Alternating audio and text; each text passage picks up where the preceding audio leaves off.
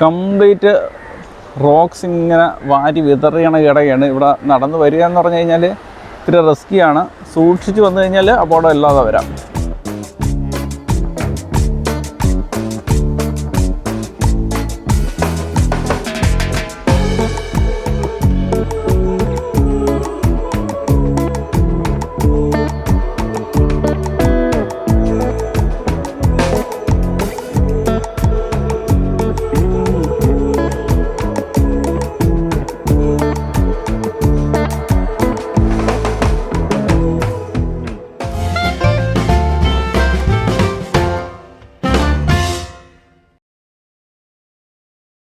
Hello നമസ്കാരം, ഒരു പുതിയ വീഡിയോയിലേക്ക് എല്ലാവർക്കും സ്വാഗതം. അങ്ങനെ ഉദയസമുദ്ര സീരീസിൻ്റെ 4ാമത്തെ വീഡിയോ ആണിത്. നിങ്ങൾ ബ്രേക്ക്ഫാസ്റ്റ് എല്ലാം കഴിഞ്ഞ് വന്നതിന് ശേഷം ഒന്ന് റെഡിയായി പുറത്തോട്ട് പോകാനുള്ള പരിപാടിയാണ്. അപ്പോഴാണ് നേരത്തെ വലയെല്ലാം പിടിച്ചിരിക്കുന്നത് കണ്ടല്ലോ കഴിഞ്ഞ എപ്പിസോഡിൽ. അവർ വെള്ളമൊക്കെ കരക്കടുപ്പിച്ചു, വലയെല്ലാം വലിച്ച് കയറ്റി. കുറച്ച് മീനൊക്കെ എനിക്കൊന്ന് സെല്ല് ചെയ്ത് പോയെന്ന് തോന്നുന്നു. കുറച്ച് കാരലിൻ്റെ കുഞ്ഞൊക്കെയാണ് അവിടെ ഇരിക്കുന്നത്.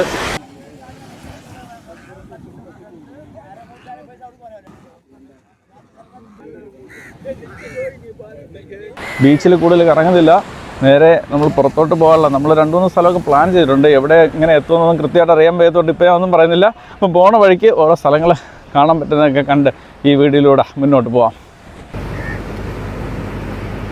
ഇതാണ് മനോഹരമായ ചോവര കടൽ തീരം. ഇതിൻ്റെ തൊട്ടടുത്തായിട്ടാണ് ആഴിമല ശിവക്ഷേത്രം ഉള്ളത്. ഇവിടെയാണ് ഈ കാണുന്ന ശിവൻ്റെ, മഹാദേവൻ്റെ ഈ ഒരു സ്റ്റാച്യു ഉള്ളത്. ഇത് കാണണമെന്ന് നന്ദു പറഞ്ഞതനുസരിച്ച് ഞങ്ങളിവിടെ വന്നതാണ്. ഇവിടെ എന്ന് പറഞ്ഞു കഴിഞ്ഞാൽ കയറിപ്പോവാനായിട്ട് ക്യൂ എല്ലാം ഭയങ്കര മെസ്സപ്പും കാര്യങ്ങളൊക്കെയാണ്. അതുപോലെ ഇവിടെ എത്തിച്ചേരാനും വളരെ ട്രാഫിക്കും ചെറിയ റോഡുകൾ കേട്ട് വളരെ ബുദ്ധിമുട്ടായിരുന്നു.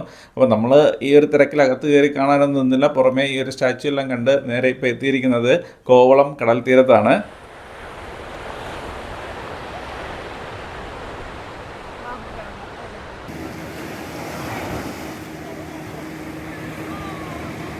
വർഷങ്ങൾക്ക് ശേഷമാണ് കോവളം ബീച്ചിലെത്തിയത്. ഇത്ര രസമുണ്ടായിരിക്കുമെന്ന് പ്രതീക്ഷിച്ചില്ല. നമ്മൾ ഈ വർക്കല ബീച്ച് ഒരുപാട് പോകാൻ വരെയൊക്കെ ചെയ്യുന്നതുകൊണ്ട് കോവളം ബീച്ചിനോട് അത്ര താല്പര്യമില്ലായിരുന്നു. പക്ഷേ വന്ന് കണ്ടപ്പോഴത്തേക്ക് കൊള്ളാം കേട്ടോ, വെരി ഇൻട്രസ്റ്റിംഗ് ആണ്. നല്ല വെയിലുണ്ടെങ്കിലും നല്ല തണുത്ത കാറ്റ് ഓടിക്കുന്നുണ്ട്. അതുകൊണ്ട് ഈ ഒരു ബീച്ചിലൂടെ നടക്കുക നല്ല രസകരമായ ഒരു അനുഭവമാണ്. പിന്നെ ഒരുപാട് ബീച്ച് സൈഡ് ബെഞ്ചസ്, അത് അംബ്രല്ല ഷെയ്ഡോട് കൂടിയത് ഇവിടെ കാശ് കൊടുത്ത് ഉപയോഗിക്കാവുന്ന രീതിയൊക്കെയാണ്. കോവളം ബീച്ചിൻ്റെ ഈ ഒരു സൈഡിന് പറയുന്നത് ഹൗവ ബീച്ച് എന്നാണ്. പിന്നെ ഞങ്ങൾ അങ്ങേ അറ്റം കണ്ടോ, ഇവിടുന്ന് തൊട്ടപ്പുറത്തായിട്ട് മറ്റൊരു ബീച്ചുണ്ട്, അതിന് ലൈറ്റ് ഹൗസ് ബീച്ച് എന്നാണ് പറയുന്നത്. നമുക്ക് ഇവിടെ നിന്ന് നടന്ന് ലൈറ്റ് ഹൗസ് ബീച്ചിലോട്ട് പോകാമെന്നാണ് നമ്മൾ വിചാരിച്ചിരിക്കുന്നത്. ഈ ഒരു ബീച്ചിൽ വലിയ ബീച്ച് റിലേറ്റഡ് അഡ്വഞ്ചർ ആക്ടിവിറ്റി ഒന്നും കാണാൻ കഴിയില്ല. കുറച്ച് സ്പീഡ് ബോട്ട് യാത്രകൾക്ക് ആഗ്രഹിക്കുന്നവർക്ക് പോകാൻ പറ്റിയ കുറച്ച് സ്പീഡ് ബോട്ടുകളൊക്കെ ഉണ്ടെന്ന് മാത്രമേ ഉള്ളൂ. പിന്നെ നമ്മുടെ ഈ ഒരു ബീച്ചിന്റെ സൈഡിലായിട്ട് നിരവധി സുവനീർ കടകൾ, അത് നമ്മുടെ എല്ലാത്തരം ബീച്ചുകളിലും കാണുന്ന തരത്തിലുള്ള കുറച്ച് ഏറെ ഷോപ്പുകൾ കാണാൻ കഴിയുന്നുണ്ട്. അതുപോലെ കുറച്ച് ടാറ്റു ഷോപ്പുകൾ, അങ്ങനെ പലതരത്തിലുള്ള കുറച്ച് ഷോപ്പുകളെല്ലാം ഈ ഒരു സൈഡിലായിട്ട് നമുക്ക് കാണാൻ കഴിയും.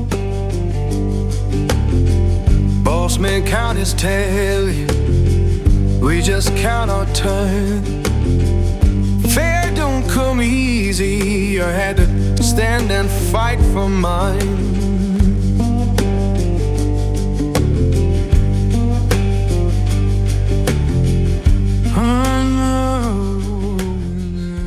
ഈ കാണുന്ന ഈ ഒരു പാറക്കെട്ടിന്റെ മുകളിലായിട്ട് ഒരു വ്യൂ പോയിന്റ് ഉണ്ടെന്നും അതുപോലെ ലൈഫ് ഗാർഡിന്റെ ഒരു എയ്ഡ് പോസ്റ്റ് ഉണ്ടെന്നും ഗൂഗിളിൽ കാണിക്കുന്നുണ്ട്.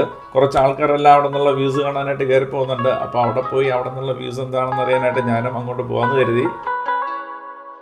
കംപ്ലീറ്റ് റോക്സ് ഇങ്ങനെ വാരി വിതറിയണ കിടയാണ്. ഇവിടെ നടന്നു വരിക എന്ന് പറഞ്ഞു കഴിഞ്ഞാൽ ഇത്തിരി റിസ്ക്കിയാണ്.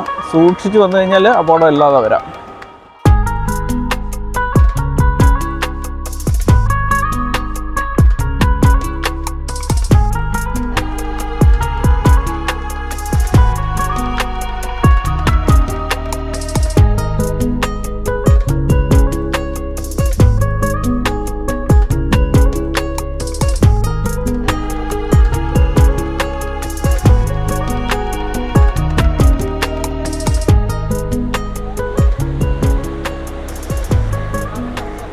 ഇവിടെ കാണുന്നത് നമ്മുടെ ലൈറ്റ് ഹൗസ് ബീച്ച്, തൊട്ടിപ്പുറത്തായിട്ട് നമ്മുടെ ഹൗവ ബീച്ച്, കോവളം ഹൗവ ബീച്ച്. അതിൻ്റെ എൻഡിൽ അവിടെ ആയിട്ട് നമുക്ക് ലീല കോവളം കാണാൻ കഴിയുന്നുണ്ട്.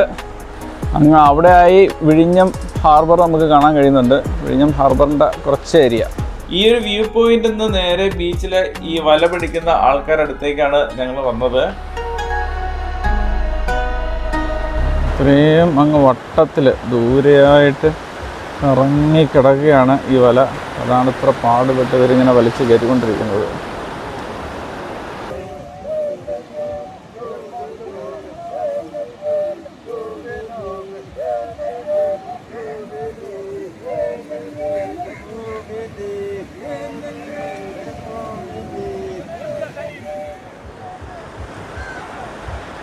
ഈ ഒരു വല പിടിക്കുന്ന കുറച്ച് ഏരിയ കഴിഞ്ഞാൽ നമുക്ക് ഒരുപാട് കുടകൾ ഇങ്ങനെ നിരത്തി വെച്ചിട്ടുണ്ട്. അവിടെ ബെഡ്സും കാര്യങ്ങളൊക്കെ ഉണ്ട്. ടൂറിസ്റ്റുകൾക്ക് റിലാക്സ് ചെയ്യാനായിട്ടുള്ള നല്ല ഒരു ഫെസിലിറ്റി അങ്ങ് ആ ഒരു ലൈറ്റ് ഹൗസിൻ്റെ ആ എൻഡ് വരെ നമുക്ക് കാണാൻ കഴിയും. അത്രയും ഭാഗമാണ് ലൈറ്റ് ഹൗസ് ബീച്ച് എന്ന് പൊതുവെ പറയപ്പെടുന്നത്. Magnolia town was humming, smoke lay on the ground.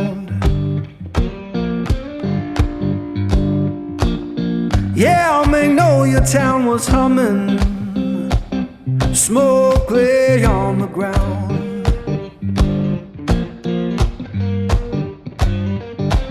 In no face I recognize. Light house ബീച്ചിൻ്റെ മനോഹരമായ ഈ ഒരു വ്യൂസ് എല്ലാം കണ്ടുകൊണ്ട് നിൽക്കുമ്പോൾ തന്നെ നേരത്തെ വലയിട്ടുകൊണ്ട് നിന്നവർ വലയെല്ലാം കരയിലേക്ക് വലിച്ചടുപ്പിച്ചിട്ടുണ്ട്. അപ്പോൾ ഇനി മീനൊക്കെ എന്തെങ്കിലും കിട്ടിയിട്ടുണ്ടോ എന്ന് അറിയാനായിട്ട് ഞങ്ങൾ അങ്ങോട്ടൊന്ന് പോയി നോക്കുകയാണ്.